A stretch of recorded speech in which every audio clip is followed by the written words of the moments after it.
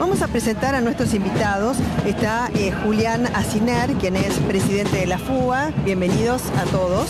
Está también Mariano Garrido, secretario de Acción Pedagógica de ADEMIS, ya digamos en la circunscripción de la Ciudad de Buenos Aires, y Verónica Bettencourt, secretaria gremial de CONADU. Buenas tardes a todos. A ver, una marcha, más allá de lo histórico, ¿no? De la marcha, uno dice, es momento de cambiar la historia, ¿no?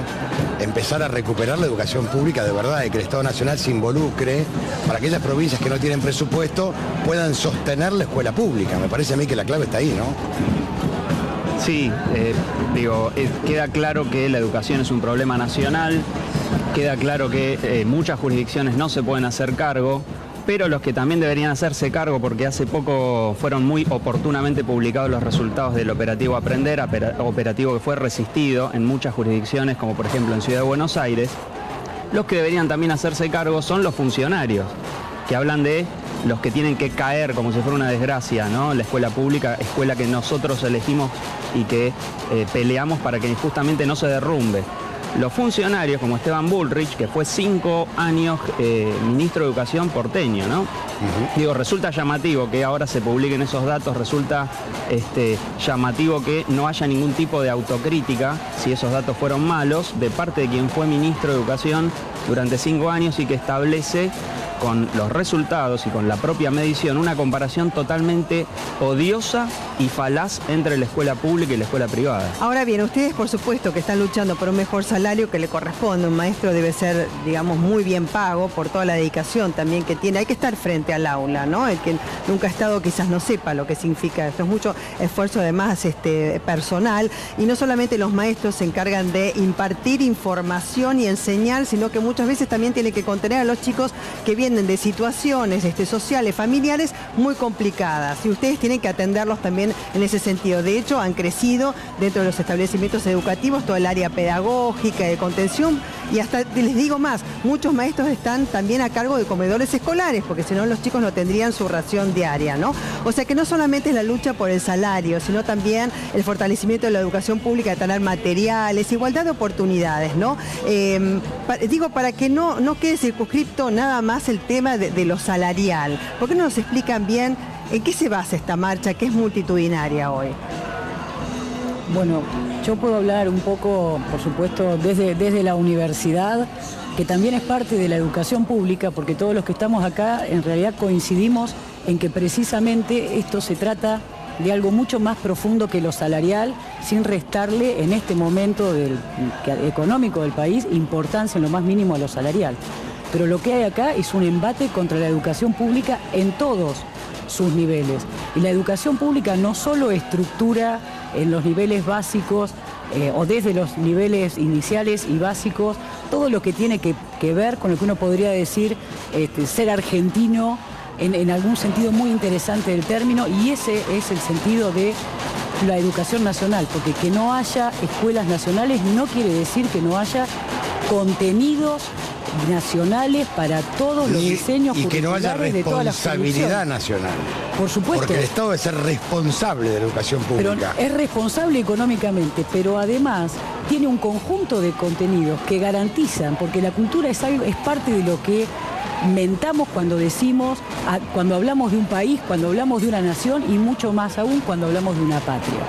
Y en el mismo sentido, la universidad pública, que por supuesto tiene otra función, también es algo que es de todos los argentinos, y estamos defendiendo en esta marcha federal educativa no solo los salarios de los trabajadores docentes, que también hemos tenido ofertas paritarias lamentables, por llamarla de alguna manera suavemente, sino que lo que también pasa, y que es de todos los argentinos, de los que pueden ir a la universidad y de los que jamás la van a pisar, es que aquello que se produce en la universidad, no solo la formación de los profesionales, sino la investigación, la ciencia, el conocimiento que se produce en la universidad, es un derecho de todos los argentinos. Totalmente. O sea, los que estamos hoy en la calle, los estudiantes, los profes, los maestros, los padres, los sueltos, todos los que estamos ahí estamos defendiendo soberanía nacional de distintas maneras.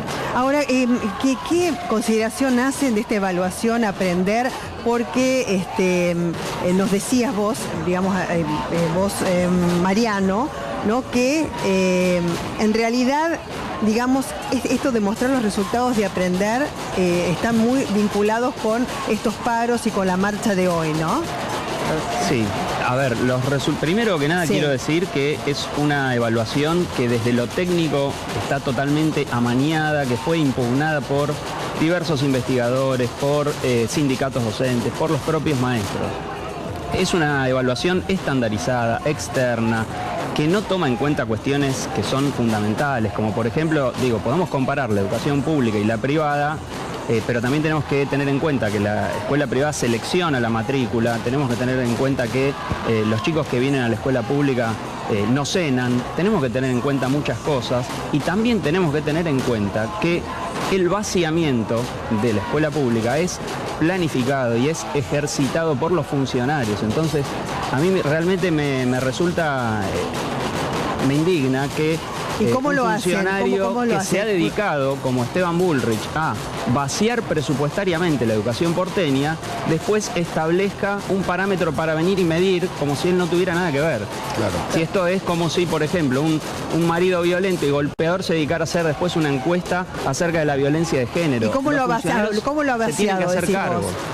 Mirá, acá en la ciudad de Buenos Aires, el gobierno, cuando estaba Esteban Bullrich en la ciudad, fueron los que armaron la nueva escuela secundaria que partió de erradicar más de 200 orientaciones que había en la ciudad de Buenos Aires y que se convirtieron entre 10, 15 que fueron discutidas en su momento y que implicaron la caída de títulos, perito mercantil, títulos habilitantes en los artísticos, realmente una degradación muy fuerte, quitaron materias específicas en los colegios técnicos.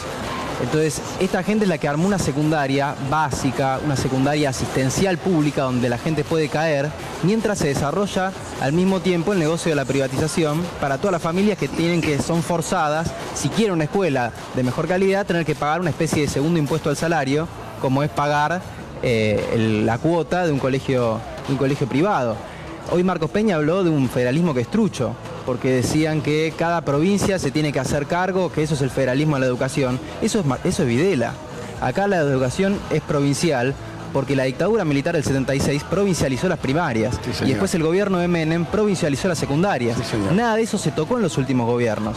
Y en realidad lo que ocurre es que es trucho, porque el Estado Nacional es el que recauda más del 70% de los impuestos. Entonces le transfieren los gastos de la educación a las provincias, y así es como hoy tenemos salarios completamente miserables. Si quieren revertir los resultados de aprender, lo primero es colocar a los docentes en un umbral por lo menos por encima de la canasta de pobreza, que hoy está en 15.000 pesos.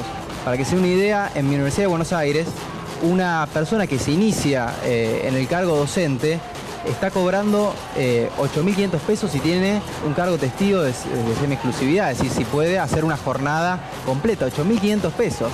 Es un 40% de lo que sale hoy la canasta de pobreza, y así es como tenemos, incluso estos ya son salarios que paga el Estado Nacional, o sea que no le pueden hacer cargo a las provincias. Tenemos además 20.000 docentes que ni siquiera cobran, que son los docentes ad honorem.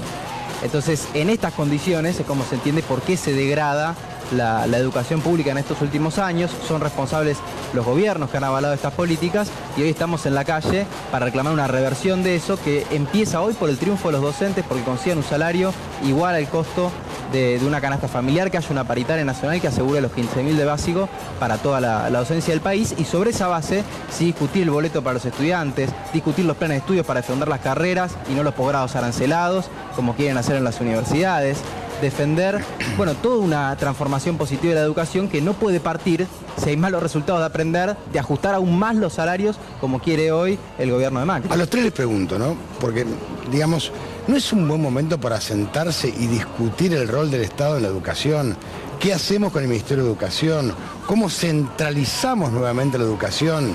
Digamos, para, si no quiere modificar la ley de coparticipación federal, centralizar nuevamente la educación, como lo querían Belgrano, Sarmiento, y ver la manera de fortalecer la educación pública, en lugar de discutir parche, como siempre hacemos en Argentina. Sí, Antonio, de hecho hay muchas organizaciones a nivel sindical y a nivel estudiantil que estamos pidiendo que se discuta, porque ya es momento, ya es hora, la renacionalización del sistema educativo. Totalmente, si no, no tiene sentido. Es momento de dar una discusión a fondo. Hay miles de personas en una jornada histórica que están en la calle señalando esa necesidad. Y también señalando la necesidad de discutir algo que, como bien señalaba el compañero, este gobierno está profundizando, pero que es algo que no han revertido los últimos gobiernos, tampoco los que los precedieron, y que realmente, si no es parte de la agenda ahora, bueno, ¿cuándo sería, no? Con miles de personas en una jornada histórica como la de hoy. Pero meter en la agenda este tema es fundamental, porque si no, yo cubrí la Marcha Blanca con Marcos Garcetti, estuve 48 horas, 96 horas más o menos en la Carpa Blanca. Y yo veía a los docentes siempre peleando, luchando, y no hay nada más lindo en la vida que te digan maestro. Entonces, si nuestros maestros están pidiendo cobrar un sueldo digno y no de pobre, me parece que tenemos una concepción completamente equivocada de la palabra maestro, ¿no? Sí, no hay nada más lindo que te digan maestro. Cuando vos te va bien, que sos el maestro. Ahora, que lo degrademos al maestro me parece algo que un maestro, y lo digo con todo respeto, cobre menos que un barrendero, con todo respeto por los oficios y por el trabajo digno, me parece a mí una verdadera vergüenza. A mí me daría vergüenza ser funcionario público sabiendo que un maestro cobra menos, con todo respeto por el trabajo digno, que un barrendero. Lo digo con la mano en el corazón, me parece una falta absoluta, me daría vergüenza ser funcionario público. Me parece que hay cosas para mirar políticamente, tomando lo que decís vos, ¿no? Cuando uno dice yo quiero discutir o hay que discutir la educación nacional, la educación básica, la educación superior, seguro. Pero no es cierto que todos los contextos, que todos los proyectos avalan, que todos los proyectos políticos permiten el desarrollo de la educación pública o ni de nivel inicial o de nivel superior. No es cierto que con el proyecto de macrismo nosotros vamos a tener una universidad para todos, ni vamos a tener una universidad abierta, ni vamos a tener docentes con buenos salarios. No lo vamos a tener por el proyecto político, porque no se salva la universidad o la escuela con cualquier proyecto político, porque esto es lo que hay que mirar. Por eso yo decía, esto no es nada más que una paritaria. A nosotros nos ofrecieron la inflación y nos dijeron en la cara que el año pasado no habíamos perdido poder adquisitivo del salario, cuando por lo menos perdimos entre 8 y 10 puntos. Entonces lo que hay aquí es un proyecto político que de ninguna manera va a permitir que nosotros lleguemos a tener la universidad que nosotros queremos. Una universidad abierta, una universidad pública, más universidades como las universidades del conurbano que le permitan a pibes de primera generación tener estudios universitarios. Entonces también hay que dar la discusión de cómo es que son las condiciones, en qué condiciones políticas se pueden dar las discusiones sobre educación. Claro, si no ustedes consideran, claro, que digamos en este contexto no se puede, digamos, tener una discusión porque de fondo, si no parece que esto es un error, lugares diferentes posicionados como para poder discutir la situación de fondo. Ahora, yo les pregunto, ¿no es cierto? Entre los derechos de los docentes, ¿no?, de defender su salario y que además a mí me parece, reitero, que un docente tiene que estar muy bien pago por la tarea que desarrolla, que no es solamente la cantidad de horas que está en la clase, sino todo lo que se tiene que preparar, tiene que corregir exámenes, preparar las pruebas, tiene que hacer presentaciones que se lo piden la dirección, que son diarias, semanales, mensuales, bueno, un montón de cuestiones administrativas, además de ocuparse de cómo están los chicos, porque la verdad que la educación también debe ser personalizada, o sea, no es que un chico que va a la clase es un número, sino que es una, sobre todo cuando son chicos, es una personita que viene con quizás un bagaje de peso que trae hasta de su casa, y por ahí no hizo los deberes porque no pudo, por todo el trastorno que tiene que vivir en su casa, y hay que tratar de sacarlo adelante. Y los comedores escolares, que cumplen una función muy importante también, que es cierto. Ahora les pregunto, entre la defensa de los derechos, las huelgas, porque uno escucha, y por eso también quería preguntarles si ustedes sienten que la sociedad los acompaña, y si no, qué sector de la sociedad los acompaña y cuál no. Porque, por ejemplo, cuando migran de las escuelas públicas a las privadas, seguramente se van a colegios que son parroquiales, que son los más baratos dentro de lo que es la educación privada, ¿no? Y quizás tampoco tienen plata para pagar, o sea, para pagar la cuota hacen un enorme esfuerzo. Pero quizás dicen, no, porque en la escuela pública, porque si lo mando a mi chico al colegio del Estado hay paros, no cumple con la cantidad de días de clase. ¿Cómo se puede compatibilizar entre la lucha por sus derechos y que los chicos puedan asistir a clase? Yo quisiera señalar algo que está pasando, que es que muchas escuelas privadas están parando. Hoy hay delegaciones de muchas escuelas privadas, a pesar de que la estabilidad laboral es menor y que el riesgo de un despido aumenta. Eso es cierto, ¿eh? Y además, una sola cosita, digo, en Ciudad de Buenos Aires, por ejemplo, este año está presupuestados casi 5.000 millones de pesos de subsidio a la educación privada. Eso viene a ser aproximadamente 1 de cada 6 pesos del presupuesto de educación.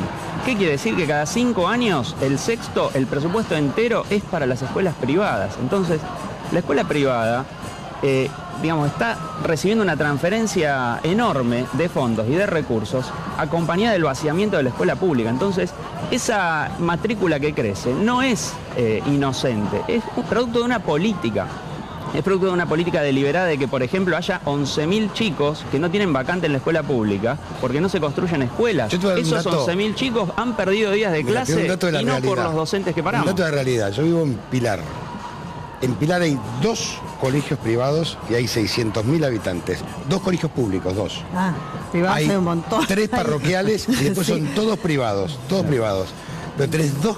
Cuando le preguntás a cualquiera, ¿por qué no haces una escuela pública en este lugar? Te dicen, no, si el negocio es de los privados.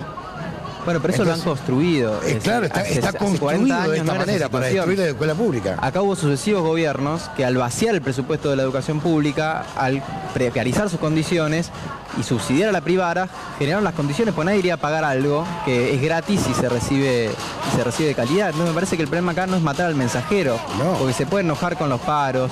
Hay programas de televisión que están todo el día viendo cómo hacer para evitar que haya más piquetes. Y el problema es que tenemos 1,5 millones más de pobres y que ahora el gobierno quiere meter con los gobernadores también, porque ojo que en Santa Cruz hoy los docentes están denunciando que Alicia Kirchner está ofreciendo 3% de aumento salarial. Entonces, si quieren meter a todos los docentes en los niveles de pobreza, después el problema no es ver cómo se reprimen los paros, cómo se reprimen los piquetes, sino hay que atender los problemas sociales de fondo, que son los que están generando un incremento cada vez más fuerte del conflicto social en el país. Claro, Hay ahí que frenar hablábamos de los despidos. chicos, ¿no? Hay 13 millones de pobres también en el país, pero ¿cuántos docentes se encuentran por debajo de la línea de la pobreza o en situación de pobreza? Porque la otra vez de SUTEBA se dio el dato del 50%, pero se circunscribió a un distrito. A nivel nacional, ¿ustedes tienen esa estadística aproximada o en el distrito de la ciudad, o donde fuese? No, pero sí sabemos que, por ejemplo, en la ciudad de Buenos Aires, el Instituto de Estadísticas y Censos ha pautado que la inflación interanual ha sido de entre el 38 y el 40%.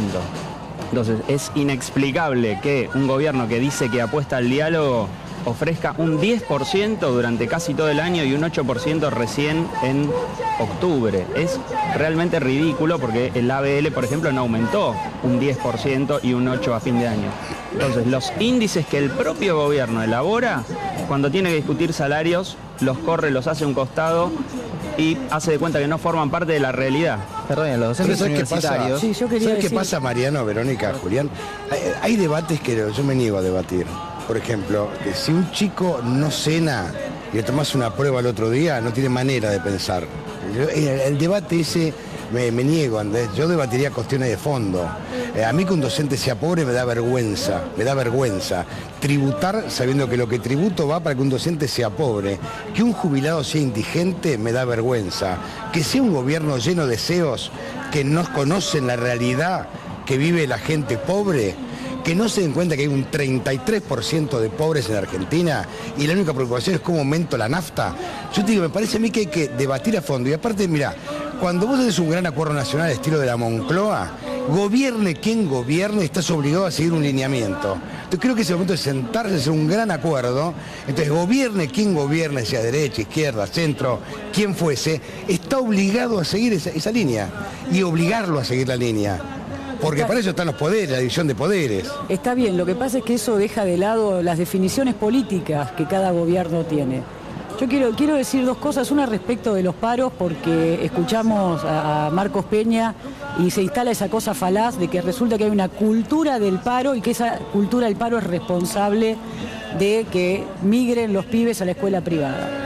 Primero, me parece que no hace falta, pero por las dudas, los docentes no tenemos una cultura del paro. Los docentes eso es hacemos cierto, uso de no tienen nuestros cultura del derechos paro.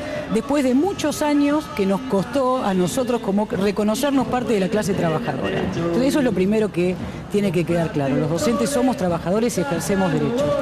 Uno de nuestros derechos es el paro. Es el derecho que nosotros ejercemos después de plantear en distintas instancias nuestros reclamos salariales, educativos, de formación, y que en nuestro caso el Estado, que es el empleador, no los atienda. Entonces los responsables de los paros no es la cultura de los trabajadores, sino la desatención de los sucesivos gobiernos. Eso por un lado. Verónica, que cuando vos estableces que no se puede tratar este tema, ¿no es cierto?, de fondo con el gobierno actual, porque están parados en veredas absolutamente diferentes y la cuestión de fondo no, Belén, yo no quiero decir, lo que quiero plantear es que hay una cuestión política que hay que poder ver, que hay que poder entender este punto crítico en relación a, lo pongo en el lugar de la universidad, pero lo puedo extender sin ningún problema, a todas las distintas editoriales y cuestiones que han aparecido a lo largo del año cuestionando la gratuidad de la enseñanza universitaria, el sentido del ingreso irrestricto.